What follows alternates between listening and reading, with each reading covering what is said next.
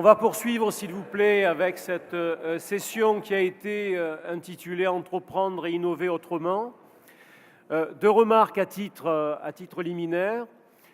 L'an dernier, on avait également eu un certain nombre de copies consacrées à cette question de l'innovation, mais les propositions étaient assez conventionnelles. On retrouvait des propositions finalement de nouvelles entreprises, de nouvelles activités dans les services aux ménages, par exemple, avec toutes les nouvelles technologies, tout ce qui est appariement de besoins. Là, c'est assez différent. Les copies qui nous ont été adressées, finalement, peuvent se caractériser par deux éléments. Premièrement, l'idée que l'innovation n'est pas simplement sous l'angle, par exemple, de rupture en matière technologique ou en matière purement économique, elle est également très largement sociale, quant à la façon dont sont coordonnées les activités économiques, et pas simplement sur le plan de l'économique au sens strict. Et le deuxième élément, on a eu pas mal de propositions sur le plan du financement de l'innovation, qui renvoie donc à l'idée qu'il y a en quelque sorte des gisements de propositions d'innovation, mais que ces gisements seraient contraints par l'incapacité à pouvoir bénéficier de financement. Et nous allons voir pendant cette session qu'il y a plusieurs communications, contributions qui abordent cette dimension. Voilà. Antoine, peut-être, tu présentes l'ensemble des participants. Oui, on va aller très vite, histoire de gagner du temps.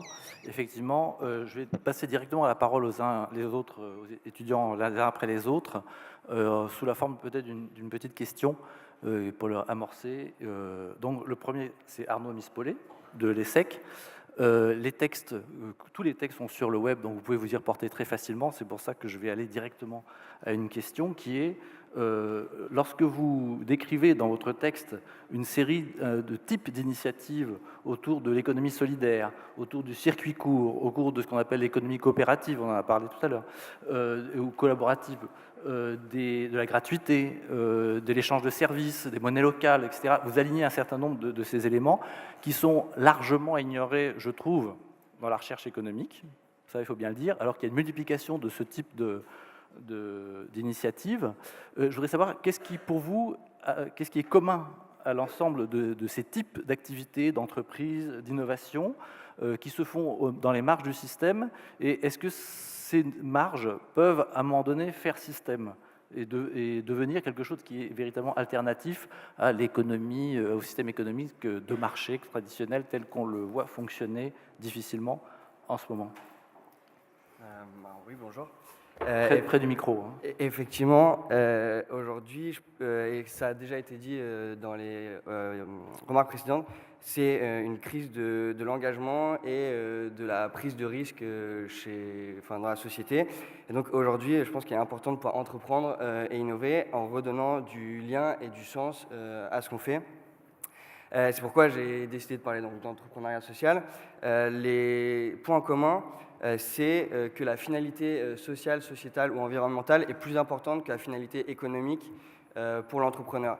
Et donc la base même de cette prise de risque et de ce lancement dans l'entrepreneuriat, ça va être la volonté de résoudre une problématique qui est peu ou pas prise en compte par l'État ou par le secteur associatif. Et la volonté de mettre cette efficience de l'entreprise au service de la société. Donc une entreprise, elle peut être sociale pour plusieurs raisons. Ça peut être pour le produit qu'elle vend, donc ça va être tout ce qui va être commerce équitable, bio, circuit court, les AMAP. Elle peut être sociale par les clients qu'elle vise, donc ça va être tout ce qui va être l'entrepreneuriat dans le médico-social par exemple, par les employés qu'elle fait travailler, donc ça va être les entreprises d'insertion, les entreprises adaptées. Et puis, plus largement, c'est par les statuts. Donc, c'est l'économie sociale et solidaire au sens large, avec les associations, les coopératives, les mutuelles et les fondations. Et donc, ce que ce secteur a en commun, c'est vouloir prendre le meilleur de chacun des deux mondes qui semblent opposés aujourd'hui, que sont l'entreprise, qui serait un monstre froid, qui est là uniquement pour faire de l'argent, et l'associatif, qui est là pour le bon cœur, mais qui manque parfois d'efficacité. Là, c'est un secteur qui cherche à prendre le meilleur des deux. Et ce que j'ai voulu montrer, c'est qu'aujourd'hui, ce secteur de l'entrepreneuriat social et solidaire, qui représente quand même 10% du PIB et des emplois, et qui est un secteur plus actif que le secteur dit classique, doit être un exemple pour les grandes entreprises, parce que ça montre beaucoup de choses. Ça montre un dynamisme, ça montre les nouveaux modèles justement du collaboratif, du coworking, des modèles plus ouverts, plus horizontaux, des nouvelles manières de consommer, de se loger, de se déplacer. Et c'est également un moyen de redonner du sens à l'engagement. Et puis finalement, c'est également la possibilité de montrer que la rentabilité et la croissance ne sont plus et ne doivent plus être les seuls indicateurs de bonne santé d'une entreprise, mais aussi bien d'un pays. Il y a des nouvelles choses, je pense, à prendre en compte, qui peuvent être l'impact social, le bien-être des employés, la qualité de ce qu'on produit.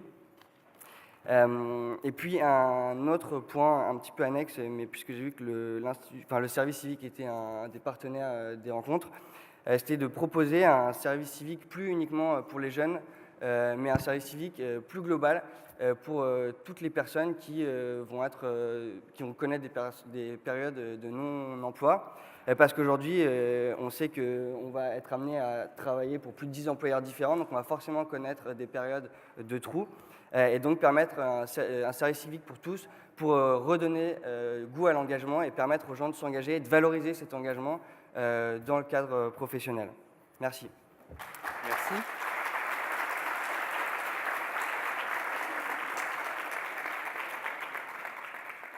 Guillaume Parent de l'École centrale, vous êtes penché à la façon d'un ingénieur, pardon, plus près du micro, voilà, disais-je. À la façon d'un ingénieur, vous êtes penché sur le fonctionnement du crowdfunding et du crowdsourcing. Est-ce que vous pouvez dire 2 mots sur comment ça fonctionne effectivement, mais surtout à peu près, je crois, beaucoup de gens connaissent déjà, on a déjà évoqué, donc d'aller assez vite là-dessus, plutôt pour s'intéresser aussi aux limites de ce système, de ces systèmes, et dans quelle mesure, là aussi, je pose la question de la possibilité d'extension et voire de substitution au mode de financement traditionnel. D'accord. Alors merci et bonjour à tous d'être venus échanger avec nous pour cette 3e session. Bon, déjà la première chose à faire, c'est de savoir de quoi est-ce qu'on parle quand on évoque le crowdsourcing et le crowdfunding. En fait, il s'agit à chaque fois d'aller s'approvisionner à l'extérieur de l'entreprise, soit en idée dans le cas du crowdsourcing, soit en fonds pour financer un projet comme une start-up dans le cas du crowdfunding. Et donc, la base de ces idées, finalement, c'est à chaque fois de court-circuiter les intermédiaires traditionnels, que peuvent être normalement les banques dans le cas du financement, ou alors les professionnels ou consultants dans le cas des idées. Et donc, en fait, ce que j'ai essayé de développer dans mon texte, c'était pouvoir montrer qu'en France, on est assis sur un tas d'or avec le crowdsourcing et le crowdfunding, et que finalement, c'est un potentiel qu'on n'exploite pas, alors qu'on a des prédispositions naturelles dans le pays pour pouvoir en faire quelque chose de très profitable pour la société d'une manière générale, et ce, en dépit de tous les risques, notamment sociaux, qui peuvent peser là-dessus, vu qu'il peut y avoir des abus dans certains cas. Donc, avant de revenir sur les limites, comme je suis quand même assez optimiste, je voudrais revenir sur les points positifs. Tout d'abord, pourquoi est-ce que la France me paraît bien armée pour saisir au bon cette balle ? En fait, les facteurs, ils sont essentiellement culturels, économiques et historiques. Le premier point qu'on peut relever, c'est que dans ce pays, on a une passion pour le débat, la controverse. On aime échanger des idées, on aime discuter.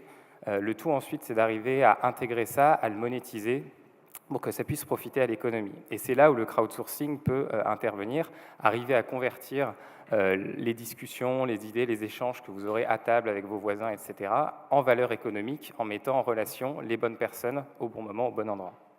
Deuxième point essentiel, c'est la valeur de solidarité qui est très présente dans la population française et qui ne peut qu'aider le financement participatif à se développer, puisque dans ce financement, la seule idée il n'y a pas qu'une idée de rentabilité, il y a aussi une idée très forte d'utilité sociale. Et puis donc, dernier point aussi, c'est l'épargne des Français qui est très élevée. On a un taux d'épargne qui est aux alentours de 15%. Et donc, là encore, c'est un potentiel, un gisement qu'on pourrait utiliser pour investir. Et on peut se servir des particuliers, je pense qu'ils n'attendent que ça. Alors, bon, après, j'avais d'autres propositions, mais puisqu'on m'a posé des questions sur les limites, j'ai changé un petit peu mon fusil d'épaule. Quelles sont les limites? Au niveau du crowdsourcing, le principal risque, c'est que finalement, on aille vers une forme de marché de l'emploi avec un développement du sous-travail. On voit mal, en effet, pourquoi une entreprise qui peut embaucher, entre guillemets, pour des missions courtes et circonscrites dans le temps des gens, irait s'embêter à remplir un certain nombre de formalités administratives et à embaucher quelqu'un, puisque ensuite il y a de l'incertitude dans l'avenir. Donc ce qui est très important, c'est de pouvoir encadrer tout ça, peut-être en limitant, en fixant un seuil, à la fois aux entreprises et aux particuliers, par rapport au volume d'heures de crowdsourcing qu'ils pourraient effectuer. Et puis, donc, au niveau du financement participatif, il y a un risque qui est souvent évoqué, mais pour le coup, ce n'est pas une analyse que je partage beaucoup, qui est grosso modo celui de la gestion du risque. Certains lobbies, en particulier le lobby bancaire, ont tendance à dire à douter en fait du professionnalisme des sites de crowdfunding et à dire qu'ils n'arriveraient pas finalement à gérer le risque et que ceux qui investiraient dans le crowdfunding se retrouveraient ruinés par manque finalement d'expertise en matière bancaire. Et donc, pour conclure, là encore, je pense que si on veut être maître de notre destin, il faut aller un petit peu au-delà des intérêts particuliers, ouvrir de nouvelles formes. Il y a une demande sociale très forte en matière culturelle et dans la société pour le crowdfunding. Et donc, ça serait ça serait bête, à l'heure où on cherche à grappiller quelques dixièmes de points de croissance, de ne pas exploiter finalement ce gisement qu'on a sous nos pieds. Je vous remercie. Merci.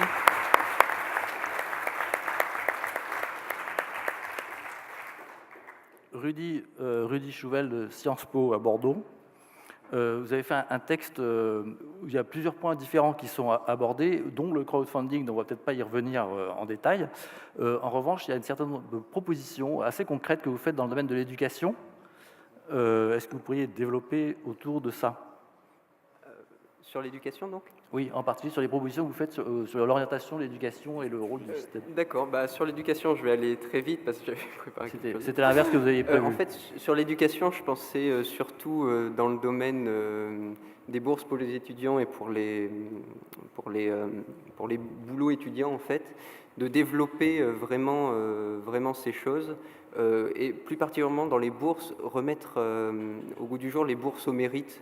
En fait, notamment par le biais, par exemple, des mentions aux différentes années, que voilà, il y ait une sorte de bonus d'un mois, 1 mois et demi, 2 mois de bourse en plus, et que je le fais vite parce que je me souviens plus exactement, mais et dans le domaine de l'orientation aussi. Mais de toute façon, c'est l'extrait qui est dans le petit livre, donc si vous voulez, si ça vous intéresse, voilà.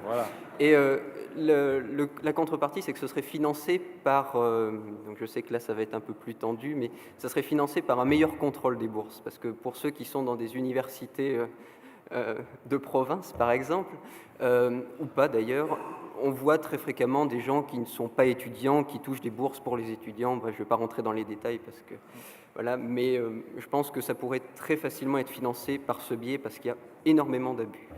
Voilà. Dans le domaine de l'orientation, vous avez une proposition qui était. Comment ? Dans le domaine de l'orientation, vous aviez quelque chose de particulièrement avancé. Ah si, dans le domaine de l'orientation, oui, je proposais de licencier tous les conseillers d'orientation, voilà. Et éventuellement. Voilà. Je savais que ça plairait. Mais en remplaçant par autre chose. C'est la proposition qui est intéressante. Alors là, comme ça, je me souviens il se souvient plus. Je suis désolé. Ça doit être le stress, mais là, je me souviens plus exactement de quoi je parlais. Si, en faisant venir des étudiants. Comment ? En faisant venir des étudiants de. Ah oui, effectivement, en faisant venir des étudiants. Ah, c'est quand même terrible. Excusez-moi, merci de me dire mon texte.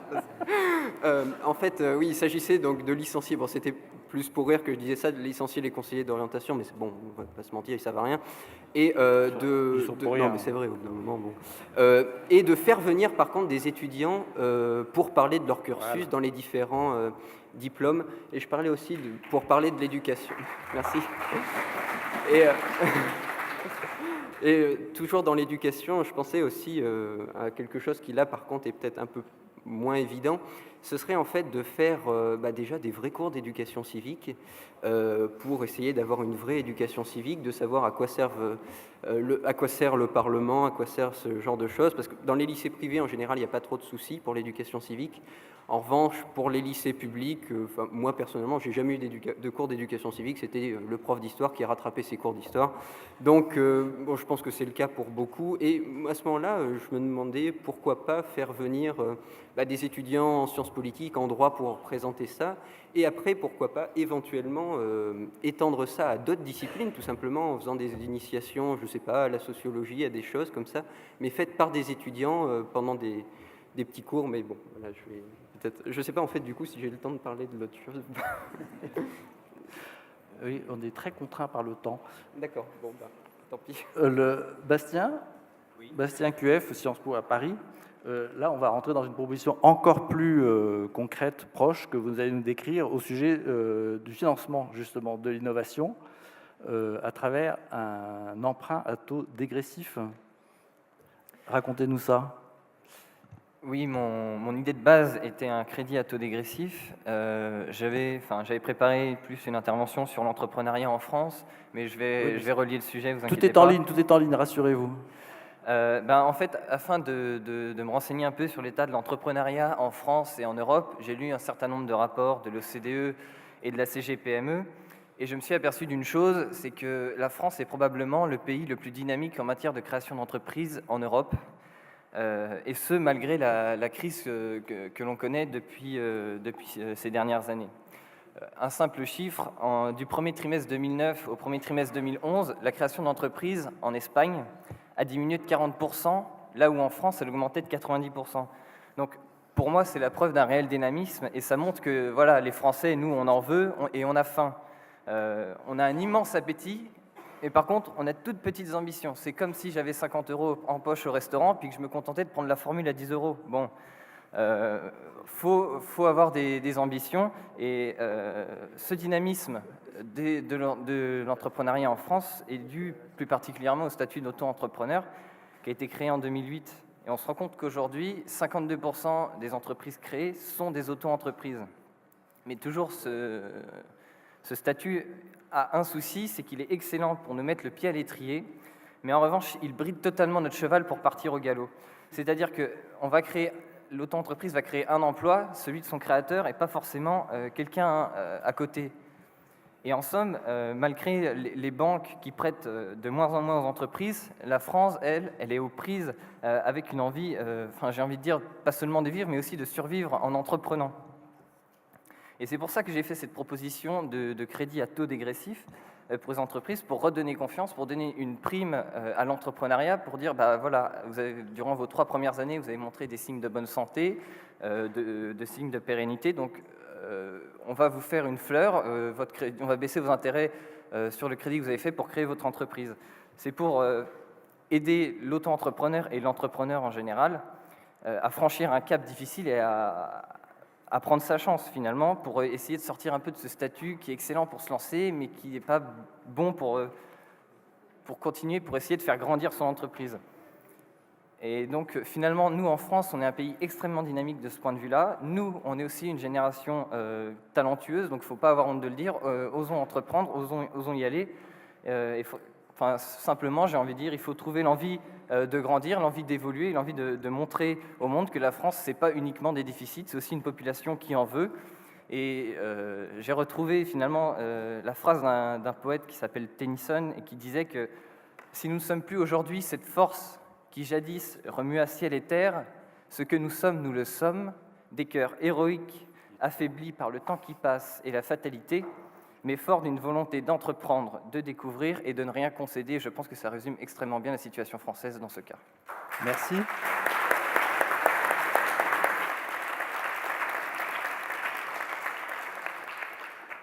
Bernard Gagnier, vous êtes président de PwC, PricewaterhouseCoopers. Une fois qu'ils auront fait un premier audit d'entreprise, tous ces jeunes gens au sein de PwC, est-ce qu'ils ne vont pas en rabattre un peu de tous les espoirs qu'ils avaient dans la capacité d'innovation, dans la possibilité de créer des nouveaux produits financiers? Qu'est-ce que vous en pensez? Moi, je ne crois pas du tout, du tout. Au contraire. Je m'en doutais. Hein. Au contraire. D'abord, je voulais dire que moi-même, j'étais un étudiant de province. et étudiants dans cette fac et dans cet amphi. Donc, je peux vous dire qu'il y a de l'espoir, quelles que soient les études que vous faites. Et surtout, gardez cet espoir. Alors, le premier point, peut-être, c'est que tout le monde a dit on est dans un temps extrêmement charnière. Je crois que la France n'est pas rentrée dans le 21e siècle. On est probablement dans le peloton de queue. Aucun pays n'y est vraiment rentré, évidemment, mais on est certainement parmi les derniers. Alors, ça a été dit. Je crois que j'ai entendu beaucoup de remarques conceptuelles qui interrogent sur un point, à mon avis, essentiel. C'est que vous attendez tous, vous jeunes, que les comportements changent.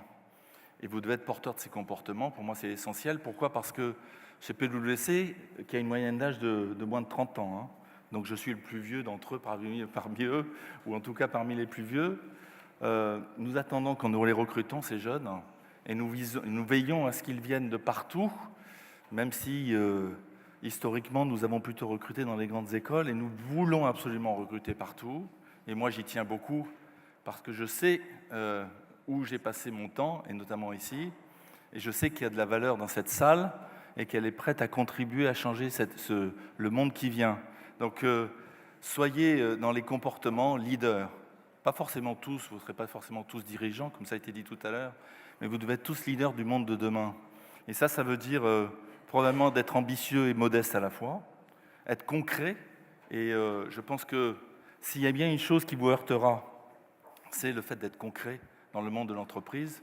Donc, quand vous avez des idées, poussez-les, soyez ambitieux, n'ayez pas peur, et je crois que vous n'avez pas peur. Soyez impertinent, n'ayez pas peur d'être impertinent, n'ayez pas peur de l'échec, parce que mon expérience internationale, que ce soit à Shanghai ou dans la Silicon Valley, montre combien certaines sociétés n'ont pas peur de l'échec et ont envie de réussir. Alors, allez-y. Voilà. Bien. Merci.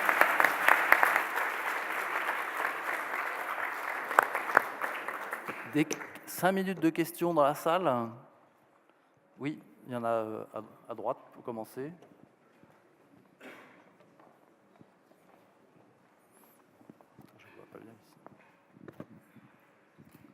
Merci. Alors, si c'est possible, je voudrais donner la parole à Rudy Chouvel pour qu'il parle de l'idée qu'il n'a pas eu le temps d'évoquer, qui est très bien. Ah ouais. Je vais faire ça extrêmement rapidement. En fait, je vais prendre 3 notes parce que je ne vais pas m'en souvenir, mais en gros, il s'agissait d'une plateforme de crowdfunding public. Donc, je sais que je vais sans doute me prendre des gadins dans pas longtemps, mais en fait, il s'agissait d'allier l'argent privé et l'argent public sur une seule plateforme qui permettrait à l'argent des organismes publics, donc les collectivités, CNC, DRAC, ministères, etc., de verser leur argent une fois un certain palier d'argent privé atteint. C'est-à-dire qu'en fait, ça serait exactement comme une plateforme classique. Il y aurait un formulaire unique d'inscription du projet avec les renseignements habituels, les descriptions, le montant d'argent privé qui est demandé. Et en fait, il y aurait une partie avec un espace de recherche et de sélection des différentes entités publiques qu'on souhaite solliciter, qui recevrait ainsi une notification lorsque le palier d'argent privé qu'on a demandé serait atteint. Donc en fait, voilà, le public viendrait après. Donc bon, il y a des limites que je n'ai pas le temps d'évoquer, mais voilà, les idées principales, c'est vraiment l'énergie des fusions financières privées et publiques, le soutien de projets de toute nature, la simplification des demandes de subventions, parce que bon, ceux qui en ont demandé savent à quel point c'est difficile au niveau du public. Et à mon avis, un point très important, c'est la légitimité des subventions publiques, qui là ne serait pas uniquement unilatérale, c'est-à-dire que ce n'est pas le maire et son conseil qui disent « bon, ce sera tant pour telle personne », ça viendrait en appui du soutien financier public. Donc voilà, c'est une sorte de démocratie participative, donc c'est dans l'air du temps. Et il y aurait la possibilité aussi de mettre des subventions en nature, par exemple. Par exemple, si vous demandez à votre commune pour un film 2 000 €, enfin plutôt que de demander à une commune pour votre film 2 000 €, vous demandez, je sais pas, le prêt de tels locaux, de tel matériel, une caméra, etc. Et on peut même imaginer des contreparties aussi pour les collectivités qui peuvent être un moyen de négocier la subvention. Et à ce moment-là, les collectivités recevraient des actions de publicité, de communication, des prestations artistiques. Voilà. Donc en gros, c'est une idée brute, voilà, il n'y a pas d'étude d'impact. Excusez-moi, oui, il faudrait laisser la place à d'autres questions. Oui, merci de lui avoir permis de surmonter sa frustration. Vous voyez, ça aurait duré encore une minute de plus. Donc une deuxième question, juste derrière.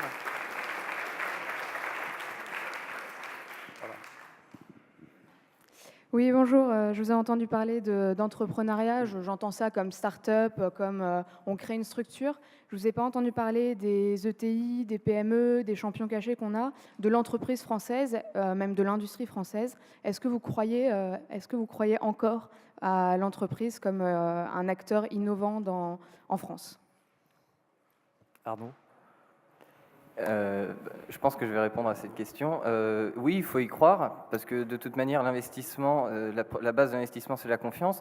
Mais plus largement, aujourd'hui en France, on a un souci de vallée de la mort, c'est-à-dire qu'entre 3 et 5 ans, on a une mortalité des entreprises qui augmente énormément. Et passer cette vallée de la mort, ça se stabilise et les entreprises deviennent pérennes. Et donc, d'où ma proposition d'un crédit à taux dégressif pour passer cette vallée de la mort et que justement les entreprises puissent continuer à innover, à investir et à entreprendre. Une dernière, là, au milieu, la dernière. La dernière au milieu. Après, c'est fini, promis. Vite, vite. Merci à tous, je m'appelle Réponse courte. Question courte, Oui, réponse bon, courte. Je ne me présente même pas.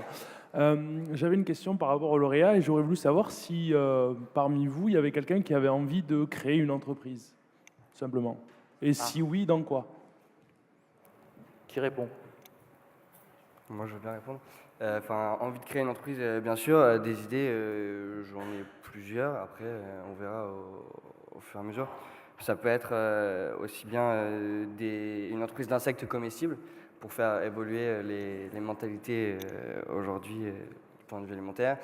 Ça peut être une entreprise d'insertion, par exemple, que j'accompagne aujourd'hui, qui fait des visites de Paris par des SDF pour accompagner. Ça existe à Prague, hein, ça? Ça existe à Prague, ça existe à San Francisco et ça existe aujourd'hui à Paris. Donc, pour ceux qui vont à Paris et veulent voir Paris autrement, vous pouvez rencontrer l'alternative urbaine.